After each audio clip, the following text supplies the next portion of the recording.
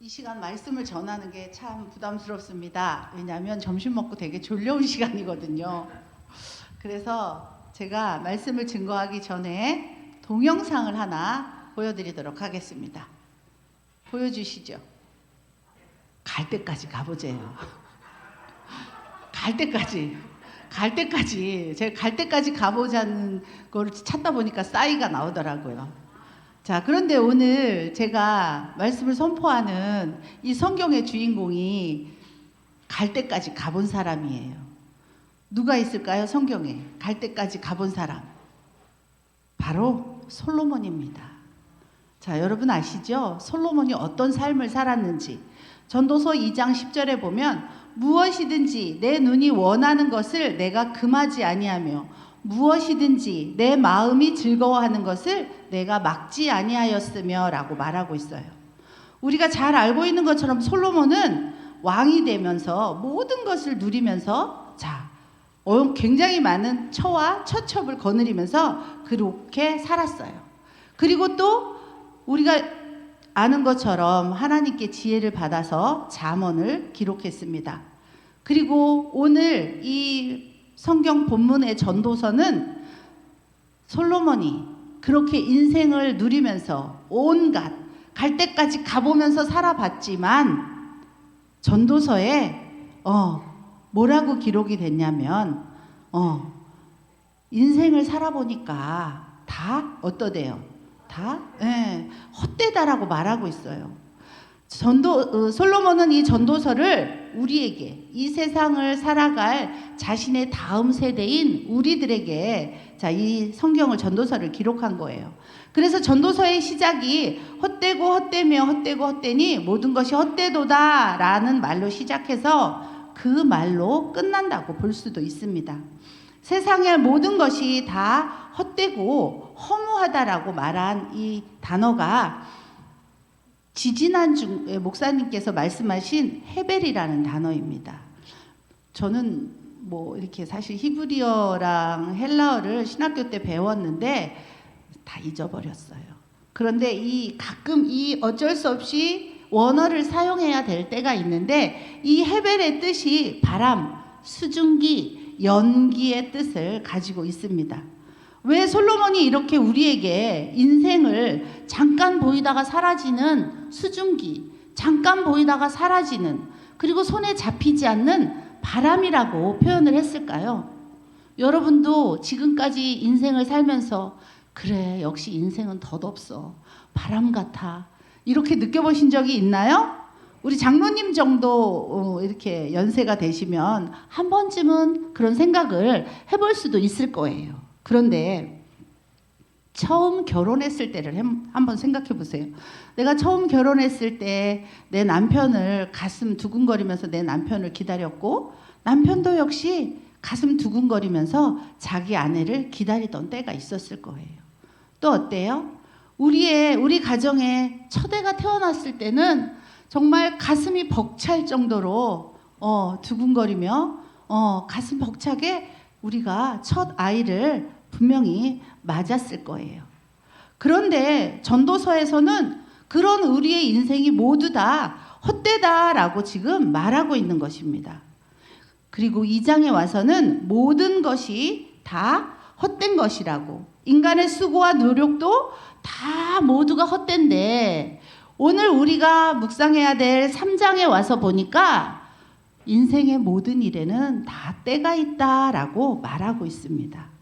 자, 우리 다 같이 오늘 성경 본문 전도서 3장 1절부터 13절을 다 같이 한번 읽어보도록 하겠습니다. 시작. 범사에 기한이 있고 천하 만사가 다 때가 있나니 날 때가 있고 죽을 때가 있으며 심을 때가 있고 심은 것을 뽑을 때가 있으며 죽일 때가 있고 치료할 때가 있으며 헐 때가 있고 세울 때가 있으며 울 때가 있고 웃을 때가 있으며 슬퍼할 때가 있고 춤출 때가 있으며 돌을 던져버릴 때가 있고 돌을 거둘 때가 있으며 안을 때가 있고 않는 일을 멀리할 때가 있으며 찾을 때가 있고 잃을 때가 있으며 지킬 때가 있고 버릴 때가 있으며 찢을 때가 있고 꿰맬 때가 있으며 잠잠할 때가 있고 말할 때가 있으며 사랑할 때가 있고 미워할 때가 있으며 전쟁할 때가 있고 평화할 때가 있느니라. 일하는 자가 그의 수고로 말미암아 무슨 이익이 있으랴. 하나님이 인생들에게 노고를 주사 애쓰게 하신 것을 내가 보았노라.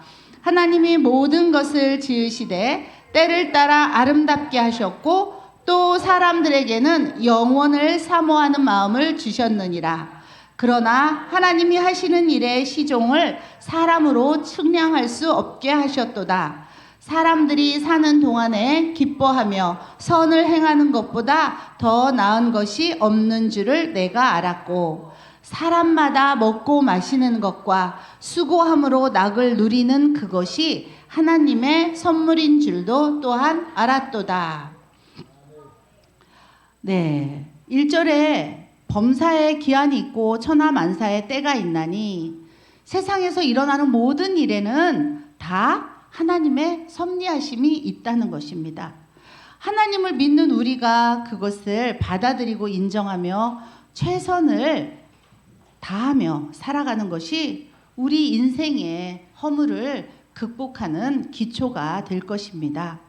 2절에 보니까 날 때가 있고 죽을 때가 있으며 또 심을 때가 있고 심은 것을 거둘 때가 있다고 말하고 있습니다.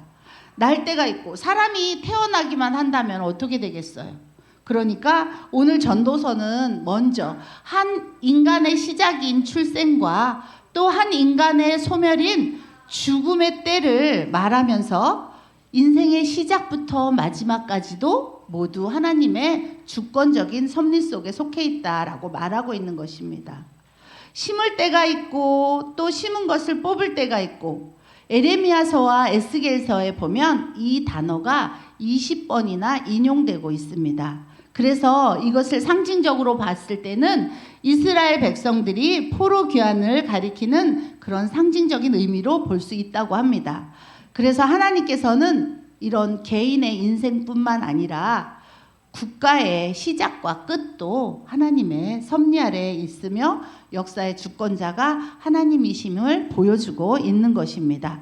죽일 때가 있고 치료할 때가 있으며 헐 때가 있고 세울 때가 있다고 말하고 있습니다. 하나님의 징계를 받는 것도 우리가 또 하나님의 위로하심과 회복을 얻는 때도 우리 인간의 영역이 아닌 하나님의 영역임을 말해주고 있습니다. 솔로몬은 성전과 또 많은 왕궁 건축을 하였는데 겉으로 보기에는 사람이 계획하고 이룬 것처럼 보이지만 솔로몬은 이러한 일도 모두 하나님의 계획하심이라고 밝히고 있는 것입니다. 울 때가 있고 웃을 때가 있으며 슬퍼할 때가 있고 춤출 때가 있다고 말하고 있습니다. 만약에 우리가 울 때는 없고 맨날 웃을 때만 있다고 생각해 보세요. 그리고 또 슬퍼할 때는 없고 맨날 춤추는 날만 있다고 생각해 보세요. 오늘 계절에 이렇게 사계절의 순환이 있는 것처럼 우리의 인생도 그와 같이 순환이 된다는 것입니다. 봄바람이 부는 것처럼 모든 일들이 잘 풀려서 행복하고 그리고 기쁨이 충만한 때가 있는가 하면 엄동설한의 난관처럼 일마다 꼬이고 또 한숨만 나오는 혹독한 인생의 겨울도 있다는 것입니다. 그러나 어떠한 때라도 이런 모든 일들이 하나님의 주권적인 섭리 가운데 이루어지고 있음을 깨달아야 한다는 것입니다. 5절에 보면 돌을 던져버릴 때가 있고 돌을 거둘 때가 있고 또 안을 때가 있고 안는 일을 멀리할 때가 있다. 맨날 우리가 누구를 사랑해서 안는 일만 있다고 생각해 보세요. 그것도 굉장히 피곤할 것 같아요. 우리 인간의 희로애락과 관련되는 그런 일들의 배후에도 그리고 사람의 마음까지도 모두 하나님의 주권적인 섭리 가운데 이루어진다고 말하고 있는 것입니다. 혹시 여러분들 중에 우리 부부는 너무 잘 맞아. 결혼한 지 굉장히 오래됐는데 어떻게 이렇게 잘 맞을 수가 없어. 우리는 한 번도 싸워본 적이 없어. 혹시 김종 권사님 부부는 뭐 그러실 수도 있을 것 같아요. 또 혹시 반대로 우리 부부는 안 맞아. 이렇게 안 맞을 수가 없어. 우리 부부는 로또야 로또. 와, 안 맞아도 이렇게 안 맞을 수가 없어. 막 웃으시는 분은 그런 걸로 제가 오해를 해도 자, 그래요. 잘 안 맞아요. 부부끼리 잘 맞아서 정말 이렇게 그렇게만 살면은 얼마나 좋겠습니까? 그런데 우리가 잘 맞든지 잘 맞지 않든지 그건 중요하지 않다라는 거야. 뭐가 중요하다는 거예요? 내가 지금의 내 남편, 내 아내를 만난 것은 하나님의 섭리 가운데 만난 거고, 하나님의 섭리 가운데 사랑하게 된 거고, 하나님의 섭리 가운데 가정을 이루고 자녀를 낳고 지금 내 옆자리에까지 앉게 하셨다는 거예요. 누가? 하나님께서. 하나님의 섭리 가운데 여기까지 왔다는 거예요. 나보다 나를 더 잘 아시는 하나님께서 나에게 가장 잘 맞는 그 사람을 나에게 선물로 보내주셨다는 거예요. 그러면서 감사하면서 사시기 바랍니다. 6절에 보니까 찾을 때가 있고 잃을 때가 있으며 지킬 때가 있고 버릴 때가 있으며, 성경에 보니까 주석에 보니까 여기서 이 6절은 물건을 찾을 때 또 단념할 때 그런 의미로 볼 때도 볼 수 있는데, 이러한 일들도 모두 하나님의 섭리 안에서 이루어지고 있는 일이라는 것을 말하고 있는 것입니다. 7절에 보니까 우리가 극도로 슬플 때도 또 비통함과 이런 억울한 일을 당했을 때도 하나님의 섭리 안에 이루어지고 있다고 말하고 있는 것입니다. 8절에도 개인적인 사랑과 미움뿐 아니라 전쟁과 그 다음에 평화라는 이런 국가적인 문제에 있어서도 하나님께서 정한 때와 기한이 있다는 것입니다. 9절에 보니까 일하는 자가 그의 수고로 말미암아 무슨 이익이 있으랴. 2절부터 8절까지는 하나님께서 정하신 때가 이렇게 있다, 우리의 인생에는 이런 일들이 있다라는 것을 강조하기 위해서 상반된 그런 예들을 구체적으로 보여줬어요. 태어날 때와 죽을 때, 울 때와 웃을 때, 사랑할 때와 미워할 때, 전쟁할 때와 평화할 때 등의 상황을 말해 주었어요. 그러면서 9절에서 보니까 나의 의지와는 달리 하나님께서 정하신 기한이 차면, 하나님께서 정하신 때가 되면 생명은 죽음으로, 울음은 웃음으로, 전쟁은 평화로 얼마든지 뒤바뀔 수 있다는 것을 기억하라라는 것입니다. 이 내용은 이 세상의 모든 일은 하나님의 주권적인 섭리 속에 있으며 인간이 제 아무리 수고하고 노력한다 할지라도 그 자체만으로는 아무런 유익이 없음을 나타내고 있는 것입니다. 우리의 인생에도 이러한 역경이 올 때가 있습니다. 그러나 성공과 실패 역시 거듭되며 높아짐과 낮아짐, 때로는 부함과 가난함, 이것도 마찬가지입니다.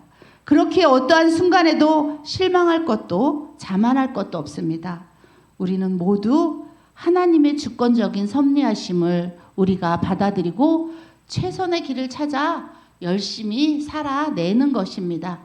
하나님의 때와 시기를 잘 분별하고 상황에 합당한 자세를 가지고 살아가는 사람은 인생에 참된 성공을 거둘 수 있습니다.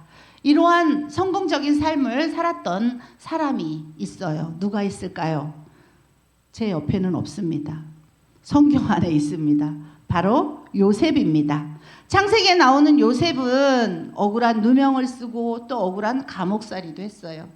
그가 수고도 하고 고생도 많았지만 그의 삶은 헛된 삶을 살았던 것으로 평가되는 인물은 아니었습니다. 하나님이 정하신 7년의 풍년 그리고 7년의 대흉년을 요셉은 바로 이해하고 그 상황을 분별했어요. 그래서 그 주변의 모든 민족을 살릴 수 있었습니다. 풍년에 마땅히 행할 일과 흉년이 닥쳤을 때 행할 일이 무엇인지를 정확하게 분별하고 그것을 가르침으로 애굽을 바른 구원의 길 위에 세운 것입니다. 또 다른 인물 다윗이 있습니다. 그는 어린 나이에 블레셋 장수 골리앗을 물리치고 이스라엘을 전쟁에서 구한 영웅이 되었습니다. 사무엘에게 왕의 후계자로 기름 부음을 받았지만 그의 생은 그렇게 평탄하지만은 않았습니다. 사울로부터 거의 10년 동안을 아무 잘못도 없이 쫓겨다니고 그리고 생명의 위협을 느끼며 살았습니다. 다윗은 자신이 왕의 후계자로 기름 부음을 받았지만 사울을 대적해서 왕이 되려는 생각은 추워도 하지 않았어요. 다윗은 철저하게 하나님의 때를 기다렸고 자신에게 주어진 매 순간마다 하나님이 원하시는 바가 무엇인지를 분별하고 그 뜻을 따라 행했던 사람입니다. 10절에 보니까 하나님이 인생들에게 노고를 주사 애쓰게 한 것을 내가 보았노라. 솔로몬은 사람들이 살아가면서 겪는 인생의 여러 가지 고난을 노고라는 단어로 표현했어요. 노고를 하나님이 사람들에게 주셔서 애쓰게 하신 하나님의 섭리의 한 부분이라고 말하고 있는 것입니다. 그러니까 밭을 갈고 씨를 뿌리는 것도 노고이고 가정을 이루고 살아가는 것도 노고라는 것입니다. 그렇기 때문에 우리의 인생에서 즐겁고 기쁜 일들만 우리에게 주어지는 것이 아니라 여러 가지 고난을 겪는 것도 하나님의 섭리하심 속에 있다는 것입니다.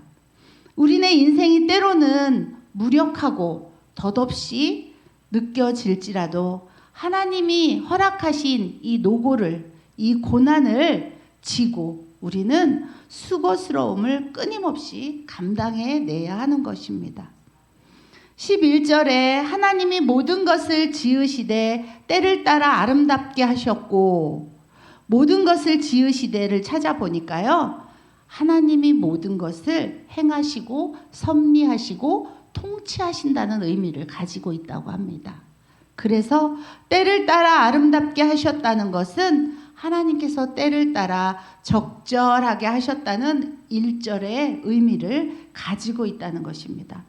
예를 들어 열왕기상 솔로몬이 열왕기상에 보니까 솔로몬이 7년에 걸쳐서 성전을 건축하는데 6장 7절에 보면 성전 건축 기간 동안에 성전 안에서 망치나 정 등 어떠한 연장 소리도 들리지 아니하였다. 성전을 건축하는데 우리는 한 번도 그런 걸 상상해 본 적이 없었을 거예요. 성전을 건축하는데 어떻게 연장 소리가 들리지 이건 제 얘기가 아닙니다. 성경 속에 이렇게 기록되어 있어요. 연장 소리가 들리지 않았다는 것입니다. 그런데 이 연장 소리가 들리지 않은 이유, 건축을 하는데 이런 일이 어떻게 가능할까요? 하나님은 솔로몬에게 성전을 건축하도록 설계도를 주셨어요. 솔로몬이 하나님이 주신 설계도대로 성전 밖의 외곽의 그 채석장에서 성전 그 치수에 딱 맞춰가지고 거기서 깎고 쪼개고 부시고 이런 모든 작업을 다 해가지고 건축 현장인 성전 안에 와서 그대로 위치에 딱 맞게 끼워 맞췄다는 것입니다. 그래서 성전 안에서 건축을 함에도 불구하고 망치 소리와 정 소리와 이런 쪼개고 부수는 소리가 들리지 않았는데 이것이 바로 하나님께서 모든 것을 지으시되 때를 따라 아름답게 하셨다는 것입니다. 그리고 그렇게 하셨다는 것입니다. 이것이 하나님께서 때를 따라 아름답게 하셨다는 것이라고 말하고 있습니다. 저는 제 얘기를 조금 하겠습니다. 저는 32살에 결혼을 했습니다. 결혼한 지 28년이 되었어요. 그런데 어느 날 결혼하기 전에 어느 날 선을 보러 나갔는데 저희 고모가 그 선을 주선을 했는데 저희 고모가 선자리에서 어떻게 막 이렇게 하다가 실수해가지고 물을 엎었어요. 그 자리에서 물을 엎어가지고 선을 보러 온 남자 바지 여기 위에 그 물이 막 이렇게 엎어진 거야. 물론 그날 본 선은 물 건너 갔어요.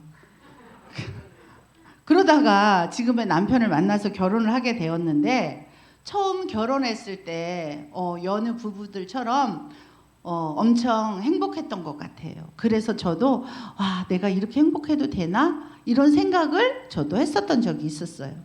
그런데 살면 살수록 계속 그렇게 행복했을까요? 네.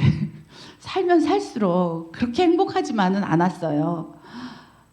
그렇게 싸움을 많이 했던 것 같아요. 특히 신혼 때. 제일 처음 싸웠던 것이 계란 후라이에다가 소금 쳤다고. 자기 계란 후라이에 소금 안 친대요. 근데 당연히 제가 모를 수밖에 없잖아요.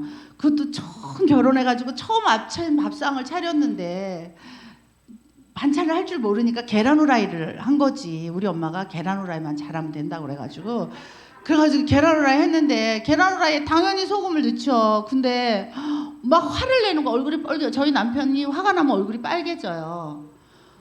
그 얼굴이 빨개한데 그 계란 후라이를 막 먹는 거야. 얼굴이 빨개가지고 계란 후라이를 막 먹어. 그래서 내가 분명히 화가 난 것 같은데 말을 안 하니까 이제 먹지 말. 아니 그렇게 화가 나면 안 먹어도 된다는 이제 얘기를 하는 거야. 나는 원래 계란 후라이에 소금을 안 친다. 그래서 제일 처음에 그건 기억이 나요. 제일 처음에 막 그렇게 싸웠던 거. 그다음에 두 번째 기억나는 건 이제 목폴라를 한번 사줬어요. 목폴라를. 그랬더니 또 막 얼굴이 빨개지는 거예요. 우리 남편은 말을 잘 안 하고 그러니까 얼굴이 빨개져. 화가 나면. 그래가지고 이제 목폴라를 했더니 가만히 보니까 우리 남편이 목이 너무 짧은 거야. 목폴라 절대 안 입어요. 그런데 나는 그걸 모르고 목폴라를 사온 거지, 옷을. 근데 그때까지만 해도 우리 남편이 그렇게 목이 짧은 걸 제가 몰랐어요. 그래서 보니까 살면 살수록 목이 점점 더 짧아져. 이제 정확하게 이제 눈을 뜨는 거지. 예. 그렇게 막 그런 일로 싸웠지만 막 크게 뭔가가 있어서 크게 다퉈본 적은 없었어요. 막상 정말 남들이 봤을 때 와, 어떻게 저런데 어떻게 살았지? 와, 대단하다. 이럴 때는 오히려 한 번도 안 싸웠어요. 그럴 때는 오히려 남편을 이해하게 되고 그랬던 것 같아요. 그런데 우리 아이들이 어렸을 때 애들은 막 밖에 우리 류현 집사님 보시면 저희 남편을 보는 것 같아요. 애들은 밖에 나가서 노는 걸 좋아하는데 우리 남편은 밖에 나가서 노는 걸 싫어해요. 그러다 보니까 애들 데리고 밖에를 나가면 우리 남편은 이렇게 팔짱 끼고 서 있고 제가 스케이트도 대신 데리고 타. 스키장 가면 스키도 내가 데리고 타. 뭐 줄넘기를 하면 줄넘기도 내가 대신에. 자기는 팔짱만 탁 끼고 자기는 학교 다닐 때 공부만 했지 이런 거 안 하고 놀았대요. 공부 못하는 애들이 이런 거 한다고. 당신은 노는 거 좋아하잖아. 저한테 막 이래서 주로 애들 데리고 노는 거 하면서 참 살수록 안 맞는구나. 참 안 맞는다. 진짜 별로야. 저 사람 어떻게 하지? 그러면서 이렇게 여기까지 왔어요. 그런데 그동안 참 많은 일들이 있었지만 지금 저희 부부는요. 어떨까요? 여러분들도 그러실 거예요. 눈빛만 봐도 알아. 저 사람이 지금 기분이 언짢구나. 저 사람 지금 오늘 기분이 별로네. 밖에서 무슨 일이 있었나? 우리는 눈빛만 봐도 아는 사이가 되었어요. 그리고 싸울 일이 없어요. 무조건 제가 이겨요. 싸움이 안 돼요. 그런데 여러분, 우리는 왜 이렇게 싸움도 하지 않고 서로 눈빛만 봐도 잘 아는 사이가 됐을까요? 오래 살다 보니까 없었던 애정이 다시 막 싹트기 시작하는 걸까요? 아니에요.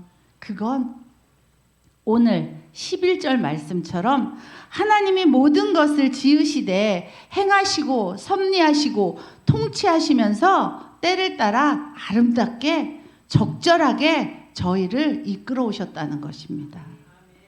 신앙이 없는 부모들이 하는 말을 가끔 들었다 보면 아유 내가 진짜 저걸 낳고 미역국을 먹었어? 이런 말 하는 그 어떤 신앙이 없는 부모들 보면 그런 부모들 있어요. 그리고 또 어떤 부모들이 있어요. 내가 저런 자식을 낳았다니. 막 이런 그런 부모들을 가끔 볼 때가 있어요. 근데 여러분 하나님은 실력이 되는 부모에게는 센 자녀들을 주신답니다. 그러니까 우리 현에 좀 많이 세잖아요. 실력이 된다는 거야. 김지영 권사님 실력이 된다는 거예요. 우리 에덴이 좀 세잖아. 그런 자녀를 주신다는 것입니다. 실력이 안 되는 부모에게는 좋은 자녀를 맡기신다는 것입니다. 왜냐하면 감당을 잘 못하기 때문에 말을 잘 듣는 그런 좋은 자녀를 주신다는 거예요. 그러니까 말 안 듣고 힘들게 한다고 해서 한탄할 것도 없고 말 잘 듣고 공부를 잘한다고 해서 자랑할 것도 없다는 것입니다. 왜냐하면 하나님께서 모든 것을 지으시되 때를 따라 섭리하시고 통치하시고 아름답게 이끌어 가신다는 것입니다.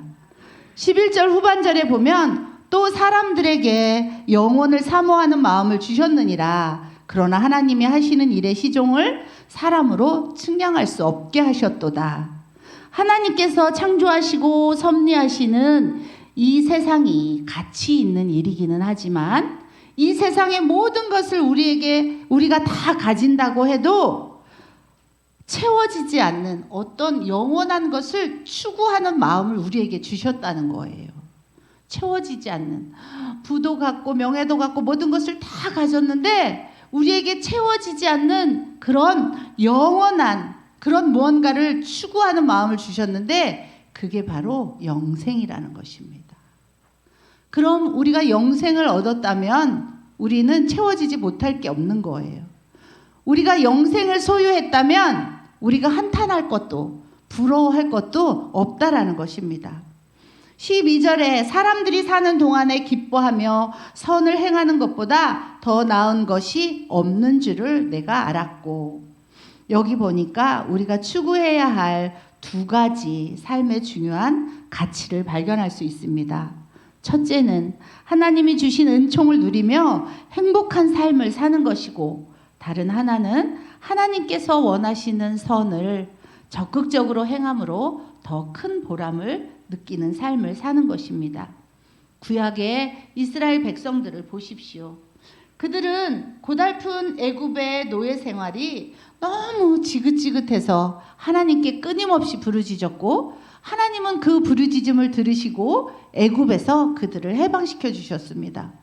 그런데 막상 그 비참한 현실, 광야에서 그 비참한 현실에 맞닥뜨리게 되니까 애굽 땅에서 종살이 하던 때를 그리워하면서 불평을 늘어놓기 시작하였습니다. 뿐만 아니라 가나안 땅에 거주하는 원주민들의 장대함을 보고 자신들이 누구예요? 하나님 앞에 특별히 선택받은 백성이에요. 그런 자신들을 메뚜기떼로 격하시키며 하나님께 분노하고 불평을 터뜨렸습니다. 그야말로 그들의 생명이 다하는 순간까지 단 한순간도 현실에 대한 감사가 없이 불평과 불만과 한숨과 고통으로 그곳에서 그들의 인생의 생을 마감하고 마는 것입니다. 혹시 여러분 안에도 이들처럼 불평하고 한숨과 눈물로 하루하루를 보내고 있지는 않습니까? 오늘 우리에게 주신 하나님의 은혜를 감사하며 기뻐하고 주신 것으로 만족하고 자족할 수 있는 삶을 우리가 살아내지 못한다면 광야에서 죽어간 이스라엘 백성들처럼 무가치하고 허무한 인생에 머무르게 되는 것입니다. 여러분, 보람된 인생을 살기를 원하십니까? 허물을 물리치고 가치 있는 삶을 살기를 원하십니까? 그에 대한 가장 강력한 백신은 바로 주어진 현실을 기뻐하며 감사하며 자족하는 것입니다. 13절에 보면 사람마다 먹고 마시는 것과 수고함으로 낙을 누리는 그것이 하나님의 선물인 줄도 또한 알았도다. 우리가 먹고 마시는 거, 즐기는 거, 낙을 누리는 것만 하나님께서 우리에게 주신 것이 아니라 때로는 우리가 우울하고 힘든 고난이 오더라도 그 또한 하나님께서 우리에게 선물로 주신 것이랍니다. 우리가 그것을 어떻게 해야 돼요? 하나님의 뜻으로 받아들이고 하나님의 때를 기다리며 인내하면서 살아가야 하는 것입니다. 우리가 똑같은 수고를 할지라도 전제가 무엇인지에 따라서 허물을 가져올 수도 있고 진정한 만족감을 가져올 수도 있다는 것입니다. 우리는 어떠한 순간에도 좋은 일이든 나쁜 일이든 어떤 일에 처하더라도 하나님의 섭리 가운데 있다는 것을 기억하시기 바랍니다. 그러므로 우리가 자신이 가진 모든 능력과 지혜로 내일을 계획할지라도 그 발걸음을 인도하시는 분이 하나님 되심을 기억하시기 바랍니다. 그리고 그것을 우리는 인정해야 합니다. 그리고 나를 하나님께서 얼마나 사랑하시는지 그 사랑하심을 믿고 주신 환경 안에서 감사함으로 최선을 다해 성실하게 살아가야 하는 것입니다. 우리가 일어서야 할 때와 앉아야 할 때, 말해야 할 때와 침묵해야 할 때, 힘을 비축해야 할 때와 그것을 사용해야 할 때를 잘 알고 그를 따라 그에 따라 행할 때 복되고 온전한 삶의 결실을 맺을 수 있게 될 것입니다. 그러나 그 때를 아시는 분은 오직 하나님 한 분이십니다. 하나님께서 때를 따라 우리를 이끌어 가시고 인도해 주심을 우리는 전적으로 믿고 의지해야 합니다. 그 때를 가장 잘 구별하시고 행하신 분이 바로 예수님이세요. 예수님도 하나님께서 정하신 때에 이 땅에 오셨다고 갈라디아서 4장 4절에 말씀하고 있어요.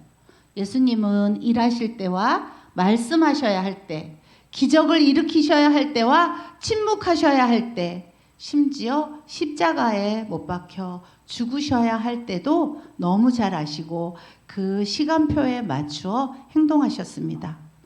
그래서 예수님은 십자가에서 죽으시면서 당당하게 다 이루었다라고 말씀하실 수 있었던 것입니다. 예수님이 33년이란 짧은 시간을 사셨고 공생의 기간도 3년에 지나지 않았지만 날마다 하나님께 기도하고 교통하심으로 하나님께서 정하신 때에 맞춰서 누구도 이룰 수 없는 놀랍고 위대한 일들을 다 이루신 것입니다. 우리에게 주어진 하나님의 시간표를 정확하게 이해하고 하나님의 때를 살아간다면 우리는 불필요한 시행착오를 피하고 형통한 삶을 통하여 하나님의 뜻을 온전히 드러내게 될 것입니다. 오늘 저와 여러분 모두 이 영광스러운 주인공들이 되시길 주님의 이름으로 축복합니다. 기도하겠습니다. 하나님 아버지 감사합니다. 우리는 모두 왕같은 제사장이요 거룩한 하나님의 자녀들입니다. 하지만 하나님께서 우리들을 높이시는 그때까지 여러 가지 어려움과 고난의 시간들을 보내야 함을 깨닫습니다. 우리가 그러한 어둠의 터널을 지나갈 때 실망하고 넘어지지 않도록 붙들어 주시기를 간절히 소망하고 원합니다. 요셉처럼 다윗처럼 우리 믿음의 조상들처럼 오직 하나님의 약속을 믿음으로 저희들 모두 하나님 영광 앞에 영광스러운 때를 맞이하게 하여 주시옵소서. 감사드리며 예수님의 이름으로 기도합니다. 아멘.